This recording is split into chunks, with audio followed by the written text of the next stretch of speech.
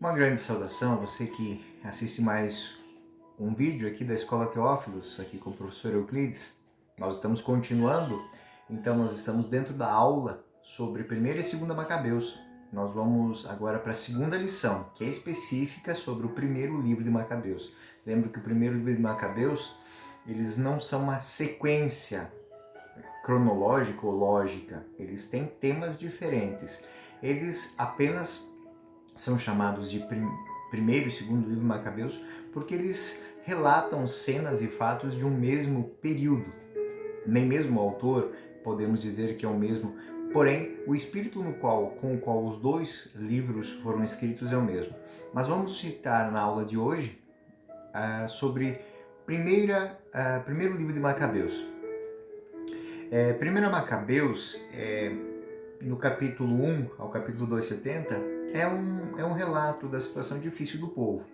O povo que está invadido, que deve prestar culto à abominação, ou seja, ele tem algumas restrições de celebração.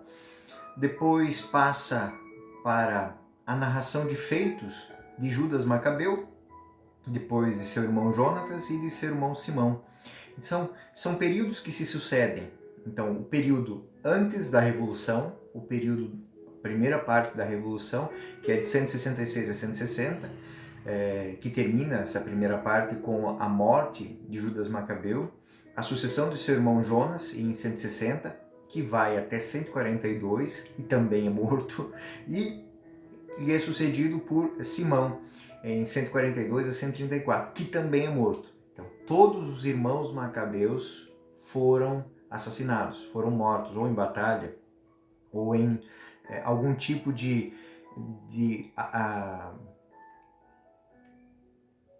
cilada que lhes foi imposta.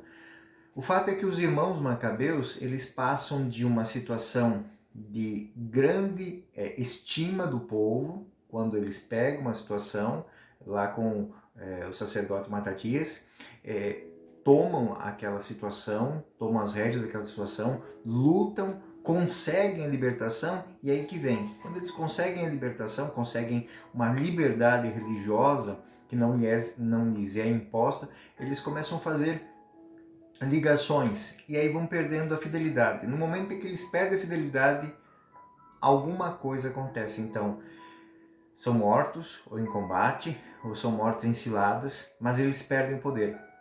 A dinastia dos Asmoneus, que são os irmãos, ela acabou por gerar uma desconformidade. Tanto que o livro acaba não entrando no cânone bíblico israelita por causa disso.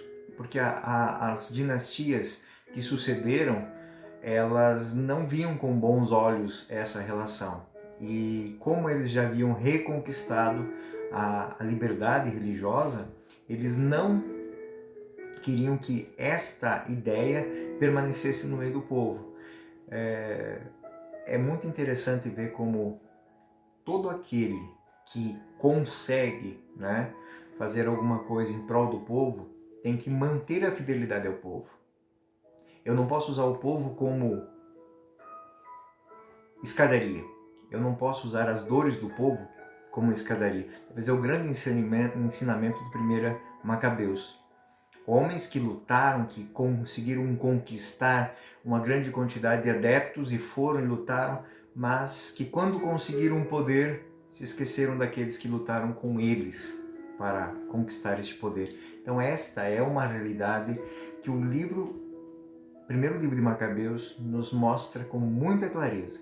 Então eu espero que o estudo de 1ª Macabeus ajude também na nossa reflexão. Vamos dizer assim, nós vivemos numa sociedade onde que muitas vezes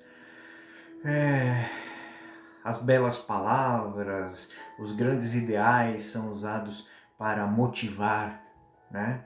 Mas a história bíblica ela nos mostra que a fidelidade ela tem que ser antes, durante e depois. Então essa é uma realidade muito importante. Aquele que tende a ser Messias, aquele que tende a ser o líder, aquele que tende a ser o Salvador, ele tem que lembrar que existem problemas antes, durante e depois de conquistar o poder. E a fidelidade de antes é que diz a grandeza depois. Então, vamos estudar as peculiaridades desse texto agora. Judas é o primeiro que é relatado. Então, Judas consegue vencer os sírios e recuperar o templo. Ele mandou purificar e dedicar de novo o templo em 164. Nós vamos ver essa narração em 1 Macabeus 3, 1 ao 4, 61. Então, se a gente pegar lá 1 Macabeus capítulo 3, nós vamos encontrar a seguinte citação, a seguinte narração, né? Seu filho Judas, cognominado Macabeu, ficou em seu lugar. Todos os seus irmãos o auxiliaram, bem como todos os que se tinham unido ao seu pai, aceitaram genuinamente a promessa de combater por Israel. Aumentou a glória do povo, revestiu-se de couraça como um gigante, cingiu-se com armas de guerra e empenhou-se nos combates, protegendo seu exército com a espada. Assemelhava-se às suas ações a de um leão, parecia um leãozinho que ruge na caçada. Então, a esse é comparado Judas Macabeu. Judas Macabeu é comparado a um leão, alguém que se lança na frente dos demais para defendê-los. Defende, inclusive, o próprio exército usando a sua espada. Então, é muito bonita a narração. Agora, no capítulo 3, ainda, nós vamos ver, no capítulo 4, melhor dizendo, nós vamos ver mais uma cena, né? Capítulo 4, 61. No capítulo 4 nós vamos ver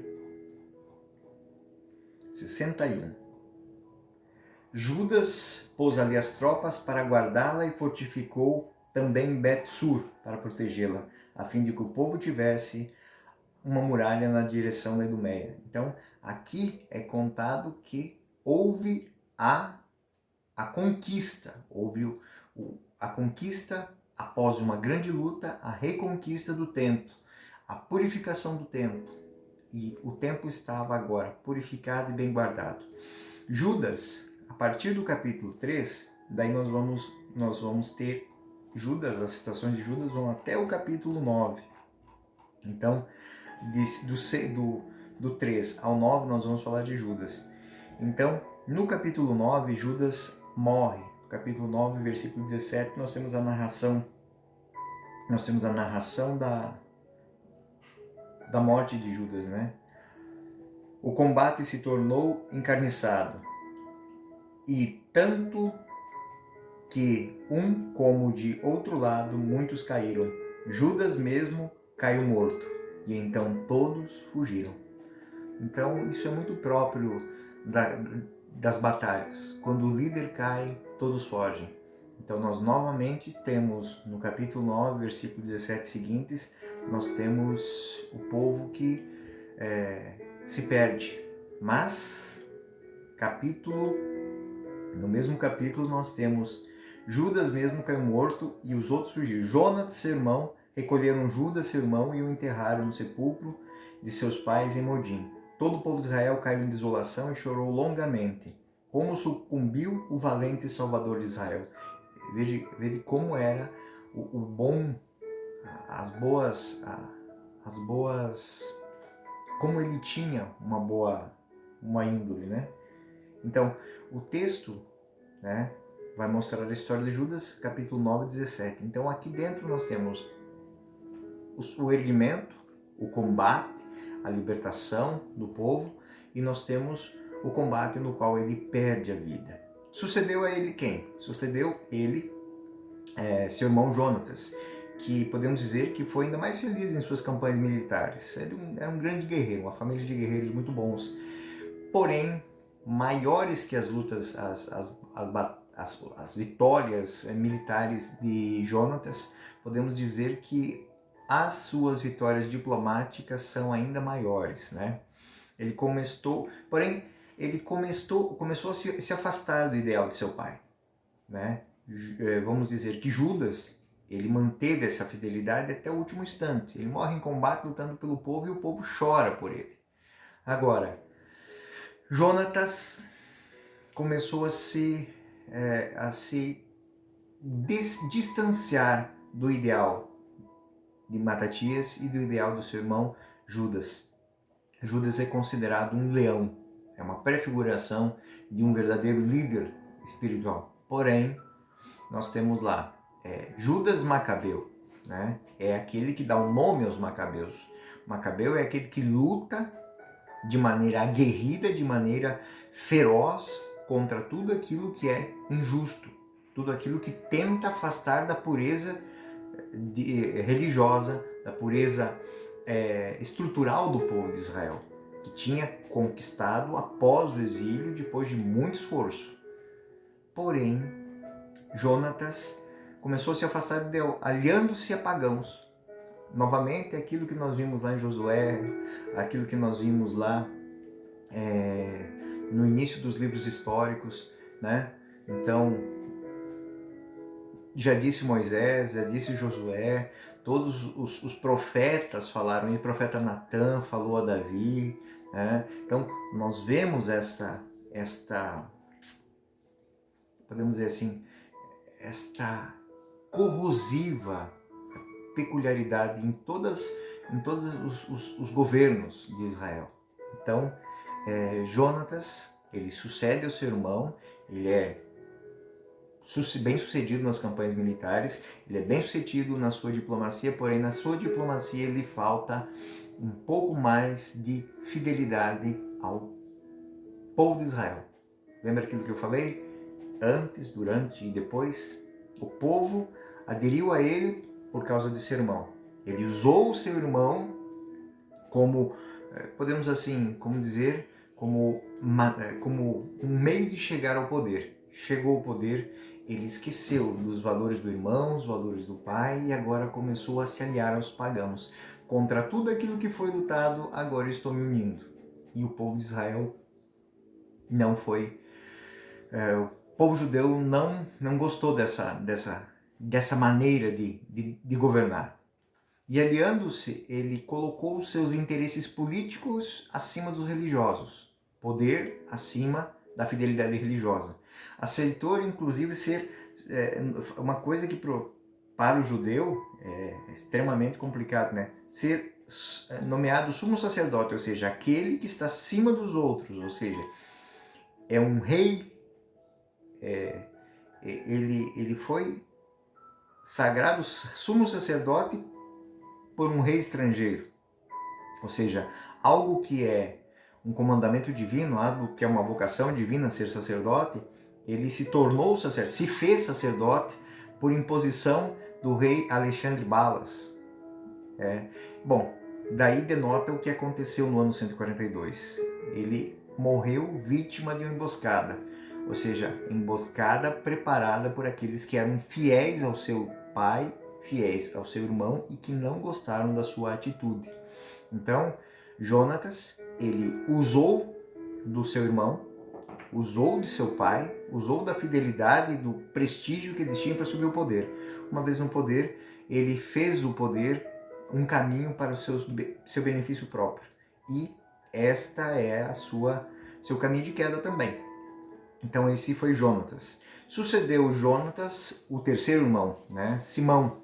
O prestígio ainda era maior porque ele cultivou, né, amizade, né? O que eu estou dizendo aqui, o sucesso não é sucesso propriamente entre os judeus, é alguém que conseguiu poder. O irmão tinha conseguido poder, Jonas tinha conseguido poder. Simão já estava impregnado da cultura helênica que tinha entrado no governo do irmão. Simão já estava impregnado da cultura que tinha entrado no governo de Jonatas. Então Simão já tinha amizades com sírios, com espartanos, com romanos. E aqui é o início da derrocada dos Macabeus. É este irmão que trouxe para eles a má fama, a má fama dos asmoneus. Asmoneus por quê? Porque eles, a partir de João Hircano, eles não povo não dava mais crédito a eles. Eles se tornaram os sumos sacerdotes, aqueles homens que eram capachos de governos estrangeiros, né? Os etnarcas, nós temos lá Herodes, o tetrarca Herodes, que governava, isso no tempo de Jesus, né? Governava a serviço o serviço dele era manter os judeus calmos, manter a Judéia pacífica, para que o governo romano pudesse cobrar os impostos e fazer o caminho de comércio sem brigas. Então, ele perseguia muito os zelotas, por exemplo. Os zelotas seriam uma versão futura do que foram os macabeus. Os zelotas também tinham esse ímpeto macabeu, ou seja, de lutar, porém também tinham as suas motivações políticas, tinham as suas motivações não tanto religiosas. Então, inclusive entre os apóstolos nós tínhamos alguns que tinham esse ímpeto zelota, né? Então, nós pegamos Tiago e João, que eram discípulos de João Batista, eles tinham esse desejo de um grande libertador, né? Eles tinham desejo, aquela cena de que Tiago e João vão até Jesus, né? Pedindo que a mãe falasse, né? Coloca uma à esquerda e uma à direita. Então, esse desejo, ele sempre vai haver. Ou seja, eu, na minha maneira de conceber, eu sou o melhor líder, eu sou o melhor governante para o meu povo. Agora, eu tenho que saber o que o meu povo quer. Eu tenho que saber o que de fato o meu povo deseja. Tanto Jonatas quanto Simão, eles sabiam o caminho para chegar ao poder, mas não sabiam para que o poder lhes tinha sido concedido. E tanto Jonatas quanto Simão morrem em cilada e morrem tragicamente sendo traídos pela própria política que eles fizeram. Ou seja, alguém queria o cargo deles, porque esse cargo não tinha mais o respaldo do povo. Diferente do que aconteceu com Jonathan, com Judas, ninguém chorou por Simão e nem por Jonatas. Eles foram sucedidos simplesmente como um funcionário é sucedido quando acontece um acidente de trabalho. Né? Então essa é a dinâmica que está dentro dessas três. Nós temos o sacerdote Matatias, Simão, Judas Macabeu, que é o leão, e depois nós temos uma sucessão dentro da sucessão dos Asmoneus, que conquistou para os Asmoneus uma fama ruim, uma fama que tem um grande líder, que tem grandes conquistas, mas que tem uma grande decepção para o povo judeu, né? Então, o Simão, ele usou os títulos de sumo sacerdote, de etnarca. A palavra etnarca significa chefe da nação, chefe dos judeus. Então nós vamos ter isso em 1 Macabeus capítulo 15, ele recebendo esse título. Ele morre tragicamente numa cilada, e isso é narrado no capítulo 16. Enquanto o livro, 1 Macabeus é um livro que se aproxima de um sabor científico para narrar a história, né? Porque expõe os fatos, né? Façanhas militares, elas têm uma clareza na maneira com que elas são descritas, né? Isso é muito próprio dos historiadores antigos, né? Porém, não deixam de ser judeus. Eu dei risada agora porque assim, não deixa de ser judeu. Então, se você pegar os textos, você vai ver que existem alguns exageros, aquela megalomania, ou seja, eu vou narrar, então é a maior, então existe os soldados que vão para a guerra, assim, não existia aquela população, só para vocês terem uma ideia, né? Aquele era o exército, um exército enorme. Isso é uma coisa muito interessante, porque antes o foco era o qual? O poder estava na mão de Deus, então um soldado vai e combate com um exército inteiro. Davi combate contra todos os filisteus. Aqui não, aqui é um exército enorme. Então, o Estado traz para si, ou seja, o povo traz para si o poder. aqui é uma mudança de pensamento, né? Então eu não, a força do combate, ou seja, o poder do combate não está na presença de Deus, mas está na presença de um grande exército.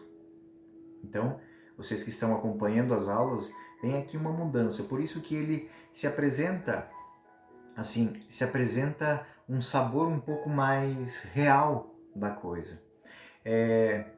Exagera também nas dimensões. Então, se enorme é o exército que vai combater com o inimigo, também a derrota do inimigo também ela é terrível, né? Então existem, assim, ela é muito maior do que ela foi. Vamos imaginar que os judeus estão combatendo, ou os sírios, ou os gregos, ou os romanos estão... Então, eles não derrotaram um todo, foi uma batalha, mas para eles foi a batalha, né? Então, é muito interessante como, embora dentro de uma lógica um pouco mais histórica, historiográfica, cronológica, eles não perdem esta que é a peculiaridade deles, ou seja, dar valor ao ocorrido, ao fato ocorrido. O autor também insere grandes discursos e orações. Se nós pegarmos no capítulo 4, versículos 8, 11, nós vamos ver uma grande oração. Então, capítulo 4, versículo 8 a 11, nós temos lá uma grande oração. Não temais seu grande número, disse Judas a seus companheiros. Não temais seu choque. Lembrai-vos como nossos pais foram salvos no Mar Vermelho, quando o faraó os precedia com seus exércitos. Gritemos agora para o céu, para que se apiede de nós, que se lembre da aliança com os nossos antepassados e queira hoje esmagar esse exército aos nossos olhos. Todas as nações saberão que Israel possui um libertador, um salvador. Podia dizer amém aqui, né? Mas é muito interessante em que antes de uma batalha se tenha nós vamos pensar assim, nós temos um grande, a descrição do texto, nós temos um grande exército, mas maior que esse grande exército é o poder que investe esse exército, é o poder de Deus. O poder que venceu os egípcios agora está conosco. Então essas orações, esses discursos, eles são colocados para dar coragem. Então, isso é próprio. Antes de uma batalha, o general vá à frente e motive os seus soldados. Então, nós vemos isso, é um sabor muito bonito ver isso no texto, né? Depois, alguns fragmentos de poesia popular nós vamos encontrar dentro dos textos, né? Vamos pegar o capítulo 2, versículos 1, capítulo 2, versículos 1 ao 9. É uma parte poética. Foi nessa época que se levantou Matatias, filho de João, filho de Simeão, sacerdote da família de Moarib, que veio de Jerusalém e se estabeleceu em Modim. Tinha 5 filhos, João, apelidado Gadi, Simão, alcunhado Tassi, Judas, chamado Macabeu, Eleazar, cognominal Aurã, Jonatas, chamado Afus, vendo as abominações que praticaram em Judá e Jerusalém, o sacerdote exclamou: ai de mim, por que nasci eu para ver a ruína do meu povo e de minha cidade santa? E ficar sem fazer nada enquanto se entregue o poder dos inimigos e seu santuário abandonado a estrangeiros? Seu templo tornou-se como um homem desonrado, e os vasos sagrados, que eram motivo de orgulho, levados como para o cativeiro. Seus filhos foram trucidados pelas ruas e seus jovens sucumbiram ao gládio do inimigo. Então aqui é uma maneira poética. O texto ele está feito em pequenas estrofes. Mas por que isso? É para que a palavra daquele líder chegue a todos os cantos. É uma maneira de levar aquela mensagem. E você? Você vai ficar parado? Você vai ver o templo que os seus pais reconstruíram, você vai ver a honra do povo de Israel ser lançado ao lixo, Você vai querer que o seu templo fique desonrado e você não vai fazer nada? É um convite, é uma vocação para fazer parte dos exércitos. É uma convocação que nós temos aqui. Então, essa maneira de transmitir, né, aos leitores fragmentos da poesia popular, essa era a palavra que corria de boca em boca, esse era o convite a se tornar soldado, que ia de boca em boca entre os judeus. Algumas passagens do livro parecem como depoimentos de uma testemunha ocular. Nós vamos ver, isso é muito interessante. No capítulo 7, é como se a pessoa estivesse lá. No capítulo 7, 33, eu vou ler aqui. Capítulo 7, versículo 33.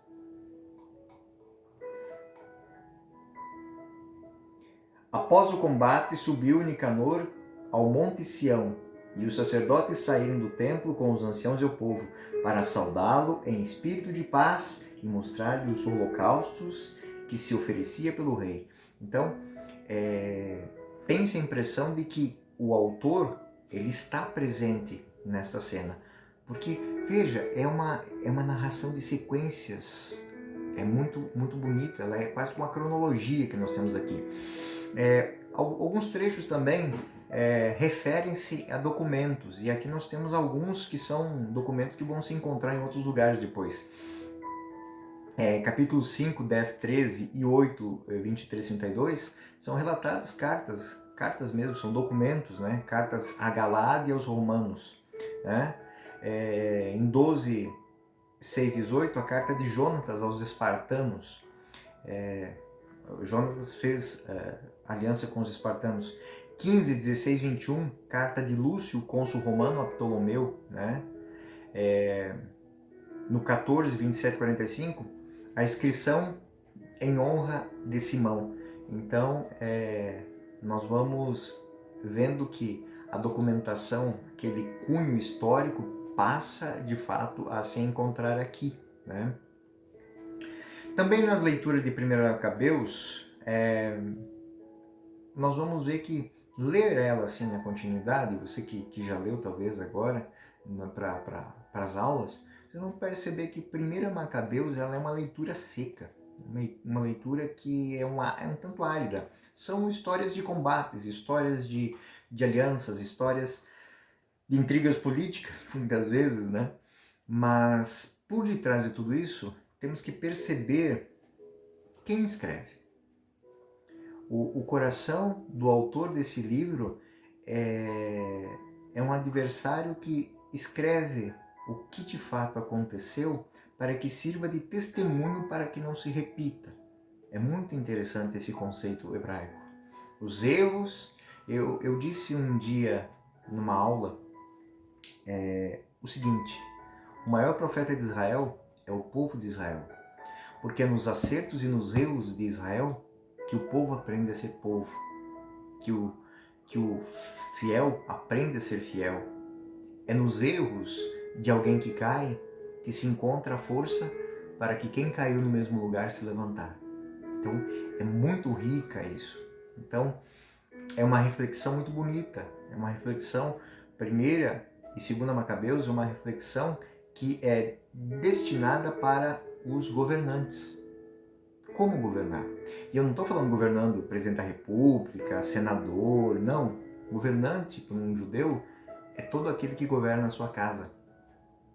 É a postura de um pai, é a postura de uma mãe, é a postura de um filho mais velho para com os seus irmãos.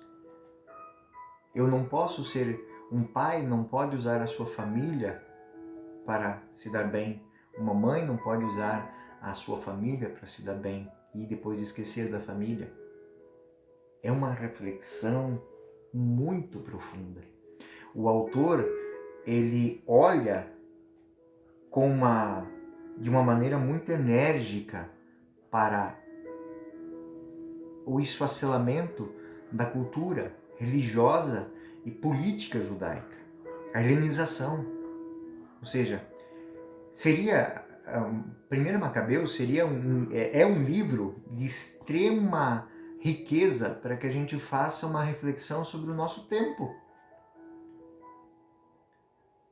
Eu escuto muitas vezes muitos tipos, a nova isso, a nova família, nova isso, novos estilos. Eu fico pensando, se nós precisamos mudar para sermos iguais, e qual é o problema de ser diferente? É o questionamento que faz aqui Judas Macabeu. Ele faz esse questionamento. O que tem de ruim na nossa religião? O que tem de ruim na nossa maneira de amar a Deus? O que os estrangeiros que não vivem a fidelidade têm a ensinar a nós que somos fiéis? O que o infiel tem a ensinar a mim? Então não é ele que tem que mudar, não sou eu que tenho que mudar. É ele que tem que reconhecer a beleza que há na minha maneira de crer em Deus. Isso é muito interessante porque é nesse ponto que nós nos questionamos muitas vezes e devemos nos questionar. Por que eu tenho que mudar para me adequar à sociedade? Não seria a sociedade que deveria me ter como exemplo? Por que eu tenho que mudar para me adequar à sociedade? Será que a sociedade não tem a capacidade de reconhecer que existe algo de bom em mim? É que é um ponto de partida para muitas reflexões. Que tipo de pai eu sou? O pai que eu tenho que ser ou aquele que a sociedade quer que eu seja? Que tipo de mãe eu sou? A mãe que tem que ser ou a mãe que a sociedade quer que eu seja? Que tipo de filho, que tipo de jovem, que tipo de profissional eu sou? Aquele que a minha fé diz que eu tenho que ser? Posto que eu tenho fé. Porque esse é o grande problema. Quando a gente acha que tudo é muito igual, é porque a gente não sabe quem a gente é. E eu poderia dizer que essa é a grande chamada que nos faz 1 Macabeus. Um homem, um pai, se levantou e disse a seus filhos: meus filhos, isso não está certo. Nós não podemos baixar a cabeça para isso, porque isso vai contra tudo aquilo pelos quais nossos pais lutaram. E o seu filho mais velho colou nele. É isso. Mas ele foi vencido. Ele foi vencido por interesses, inclusive, dos próprios irmãos. E aí o irmão usou aquele irmão grande para se fazer, mas o esqueceu. Usou o poder que o povo tinha lhe dado, mas esqueceu do povo. E o seu irmão aprendeu com ele. E aí tudo caiu. Aqueles que tinham boa fama, os filhos de Judas, de Matatias, passaram a ser considerados traidores pelo povo de Israel. Os asmoneus. Foi manchado o nome de uma família por interesses pessoais. Então aqui é o grande questionamento que nos faz 1 Macabeus. E vamos finalizando. Esse autor ele quer exprimir a admiração pelos heróis, pelas pessoas. Talvez aqui nós devíamos ter como livros de cabeceira os nossos heróis. Quem são os nossos heróis? Quem são os santos para nós? Quem são as pessoas que nos inspiram? Será que nós temos que fazer adequações a Jesus Cristo para que Ele nos inspire? Parece que nós temos que contar de vez em quando, nós escutamos as pessoas contando histórias diferentes de quem foi, de quem é Jesus Cristo de fato, para que inspire as pessoas, para que se adeque no seu discurso de vida boa. Então, as diversidades, as façanhas, as dificuldades, elas devem ser contadas. Aqui cabe, meu filho sabe a história dos meus pais? Dos avós deles? Será que ele sabe? É quando a gente perde, ninguém vai contar minha história, eu não me preocupo com que história será contada. Quando eu tenho certeza que ninguém vai contar minha história, eu não me preocupo com a honra da história que será contada. Então é muito interessante esta reflexão que está em 1 Macabeus. Se eu pudesse traçar um fio condutor, eu diria: um homem se rebelou porque viu a injustiça. O seu filho mais velho abraçou a causa do pai. O irmão que lhe sucedeu usou ele e o pai para se fazer grande, mas se fez pequeno. Se fez mais um entre tantos outros indecentes. E o seu irmão mais novo simplesmente copiou os erros do irmão, já esquecendo do irmão mais velho e do seu pai. Será que isso não acontece hoje? Será que isso não está destruindo a nossa sociedade, as nossas famílias, as nossas comunidades, a nossa igreja? Esse é o questionamento que nos faz o autor nos escritos de 1 Macabeus.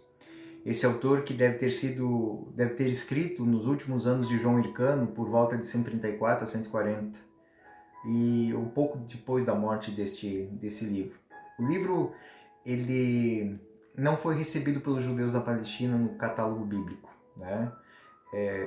Por quê? Porque contava a história dos asmoneus.